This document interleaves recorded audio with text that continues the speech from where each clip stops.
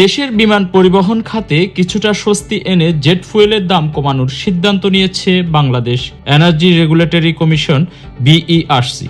শনিবার ২৩ মে প্রকাশিত এক বিজ্ঞপ্তিতে নতুন এই মূল্য নির্ধারণের তথ্য জানানো হয়। বিইআরসি জানিয়েছে, আন্তর্জাতিক বাজারে জেট ফুয়েলের দাম উল্লেখযোগ্য পরিবর্তন হওয়ায় দেশের অভ্যন্তরীণ ও আন্তর্জাতিক ফ্লাইটের জন্য নতুন করে জ্বালানি মূল্য সমন্বয় করা হয়েছে।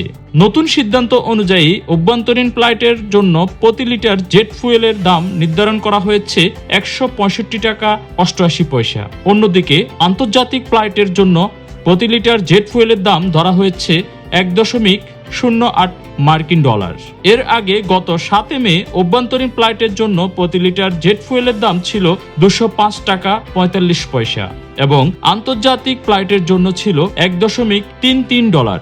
নতুন সমন্বয়ের ফলে অভ্যন্তরীণ রুটে প্রতি লিটার ৩৯ টাকা ৫৭ পয়সা এবং আন্তর্জাতিক ফ্লাইটে প্রায় ০.২৫ ডলার পর্যন্ত দাম কমিয়েছে। নতুন এই মূল্য শনিবার রাত ১২টার পর থেকে কার্যকর হবে এবং পরবর্তী নির্দেশনা না দেওয়া পর্যন্ত তা বহাল থাকবে বলে জানিয়েছে বিইআরসি। জেট ফুয়েলের দাম কমায় দেশের এয়ারলাইন্সগুলির পরিচালনা ব্যয় কিছুটা কমবে। এতে ভবিষ্যতে বিমান ভাড়াতেও ইতিবাচক প্রভাব পড়তে পারে বলে আশা করা হচ্ছে। Desk report, Bangla post.